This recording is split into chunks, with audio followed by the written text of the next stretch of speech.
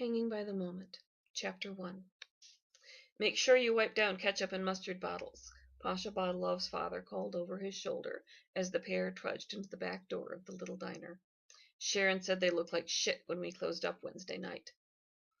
Even after 20 years in the United States, Ivan still sounded like he'd just stepped off the plane from St. Petersburg. Pasha bit his tongue on his initial sour response, that if Sharon had thought the ketchup and mustard bottles needed wiping down, she should have done it herself. It was just as dead at the end of her shift as it was at the beginning of his. "You hear me?" Ivan snapped when Pasha didn't answer right away. Yes, I heard you." "Then say something so I know you're listening." Pasha kept mute. 5:30 in the morning was too early to start arguing about stupid shit. He hung his coat up on the peg next to the back door and headed into the dining room, where he turned up the heat and started a pot of coffee. The little diner had 12 booths and 6 tables that sat a grand total of 60 customers, 66 if people wanted to get cozy. Another 5 seats were available at the counter for anyone who wanted to look into the kitchen through the window separating it from the dining room. The walls were painted an uninspired shade of beige to match the scuffed brown floor and dull upholstery, and framed posters of Greek temples and vases hung on the walls. On Wednesday, Sharon had decked the halls for Christmas with twinkling lights, velvet bows, and red and green garland. Everyone else said it looked pretty, but Pasha thought the whole thing was gaudy and overdone. "Put on news," Ivan yelled from the kitchen. Pasha groaned but didn't argue. When the old man said news, he didn't mean NPR, Michigan Public Radio, or even some middle-of-the-road station that might give an even view of the world around them. No, he meant WJR, the local home of Rush Limbaugh. Limbaugh wouldn't be on until later in the day, but Pasha wasn't too keen on listening to the morning guy either. Choices, however, were a luxury that was in short supply in Pasha's life. He tuned the radio to WJR and took stock of what needed to be done to get the place ready for breakfast service. Not the customers were likely to start pouring in when they opened. Starting with his least favorite job, Pasha got the ketchup and mustard bottles out of the pie case behind the counter. Sharon was right, they did look like shit, although those probably weren't her exact words. In the 12 years he'd known her, Pasha had never known Sharon to swear or raise her voice. After combining the half-empty squeeze bottles, he took the empties back to the dish room for his cousin Samara to wash when she came in at 9, and grabbed as many clean bottles as he could find from the shelves. While he was in the back, he headed to the prep area to grab a few lemons out of the walk-in cooler. A quick glance at the shelves assured him that they had enough milk to get through breakfast and probably lunch as well. Just the same, he added milk to the grocery lists on the cooler door, for all the good it does. Dad would wait until they were completely out of something before sending someone across the street to the grocery store to buy more. When he got back to the dining room, Pasha set the lemons aside, filled up the mustard and ketchup bottles he'd found in the dish room, wiped them all down, and started setting the bottles out on every other booth. "How come you don't put ketchup and mustard bottles on all tables?" Ivan hollered. "Because these are all the clean bottles we have." "So wash goddamn dirty bottles. I don't pay you to do half-assed job. I pay you to work. It's going to be busy day, Pasha. I want every table set up." Pasha couldn't remember the last time they'd had a truly busy weekday breakfast, but he didn't argue. The only days he made any real money waiting tables were Saturday and Sunday, and lately even weekends weren't so hot. What had been $70 and $80 days were now $50 days, and it wasn't because the customers weren't tipping. Half the buildings around the diner stood empty with "for sale" or "for rent" signs in the window. "I'll run a load of dishes as soon as I get everything else done," he promised his father. He would have anyway, just to stave off the boredom. 30 minutes later, with all of his side work done and the dish machine loaded and humming, Pasha turned the neon sign to "open." Crap, he swore under his breath when he saw the big black and silver delivery truck taking up most of their meager parking space. If Dad saw it, he'd have a conniption. The old man hated truckers who parked in their lot, even when they didn't have customers. Without bothering to get his coat, Pasha darted out the door and across the lot to get rid of the guy before Dad noticed him. As he approached, the driver rolled down his window and offered up an amiable "Hey." Pasha stopped dead in his tracks.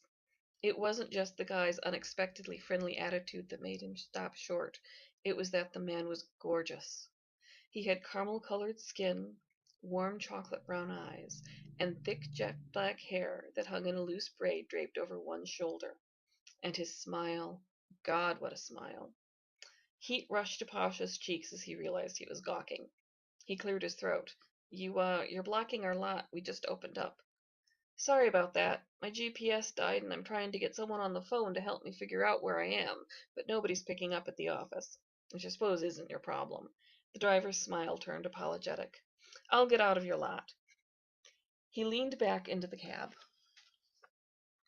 That should have been the end of it. But instead of heading back inside, Pasha stepped closer to the truck and asked, Where are you trying to get? Jay's party store. Any chance it's around here somewhere? Sorry, never heard of it, Pasha told him. What street is it on? Waddles. Geez, you really are lost. The driver let out a rueful little laugh. Story of my life. I don't suppose you could help me get unlost? Pasha grinned. Unlost was a new one. Waddle's a 17-mile road. This is Main Street. He pointed out. He pointed to the road in front of the diner. 12 Mile is the next light up. He pointed north, but it didn't seem to help. The trucker still looked confused. A gust of wind cut through Pasha's thin white uniform shirt, making him shiver. He crossed his arms over his chest and asked, Where exactly are you trying to get to? You want to hop in out of the cold? The driver offered. Pasha hesitated. But seriously, what was the worst thing that could happen? That the guy would drive off with him as a hostage? Yeah, I could think of worse fates. He thought. Yeah, sure, thanks. Instead of motioning him around to the passenger's side door, the trucker opened up the driver's side door and slid over, making room for Pasha behind the massive steering wheel. I'm the one who should be saying thank you. It's been one of those days from the get-go. Pasha returned his smile. Same here. His dad had been in a foul mood since long before they got to the restaurant that morning. Yesterday hadn't been any picnic either. Holidays never were, but after everything that happened last year, family gatherings were more tense than ever. Pasha didn't even want to think about what Christmas was going to be like. Can't believe this weather. It's not even December yet, and I swear it's going to snow today. They're saying up to 6 inches, the driver told him. He groaned. Not a fan of the snow? He looked like he was trying not to laugh at Pasha's sour expression. Not a fan of shoveling snow. No arguments there. I'm Daniel, by the way. The guy pulled off one of his heavy gloves and held out his hand.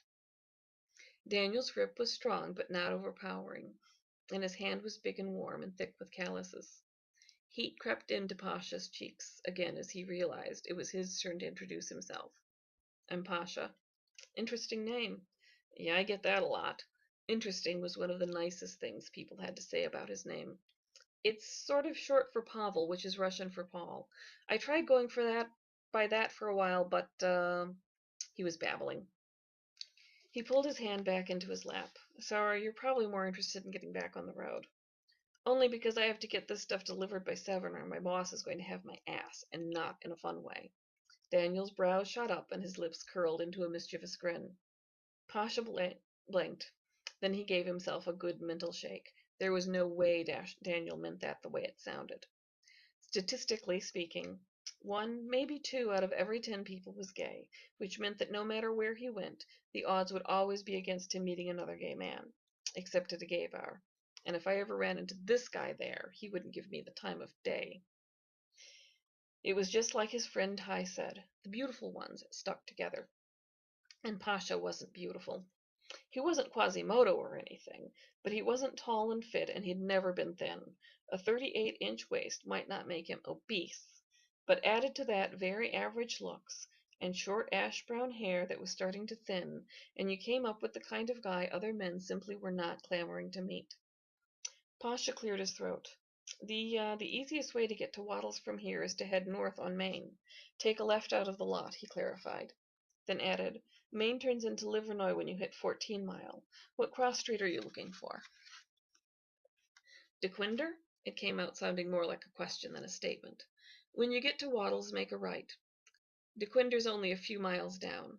It'll be the next main street you come to after John R. You'll be there in no time, he promised. Thanks, you're a real lifesaver. Any time, Pasha told him. The warmth in Daniel's smile made his stomach turn somersaults. Daniel's grin turned mischievous again. Guess I'll have to remember that the next time I get lost out this way.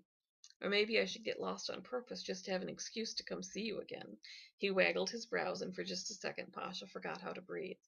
Daniel was flirting with him. He had to be. But why on earth would a guy who looked like that flirt with him? Daniel could wash into any club and have his pick of the guys lined up at the bar. Daniel cleared his throat. Well, I guess I should let you get back to work.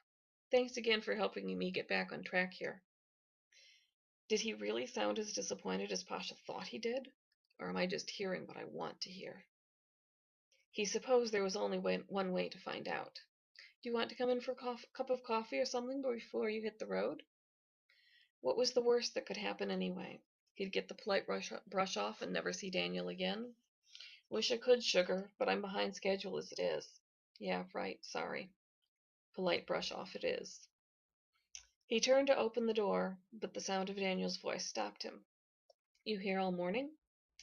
Pasha nodded, dumbfounded. All morning, every morning. What, no time off for good behavior? Who says I behave? He quipped back without thinking. Shit, where did that come from? Pasha had never quite figured out how to flirt. Sometimes he managed to say something funny, but most of the times he fell flat on his face. It's a family business. There's no such thing as time off when you're the owner's son. Face, meet pavement. Daniel smiled. I guess I know where to find you then. This couldn't be happening. Guys who looked like Daniel never came on to him. Yeah, I really have to get back to work. Yeah, me too. See you around? He asked. No longer trusting his voice, Pasha nodded. He climbed down back out of the cab as gracelessly as he'd clambered in. It was hard to tell what was really making his stomach flutter so madly. The fear that Daniel was only trying to be polite, or the possibility that he might actually come back.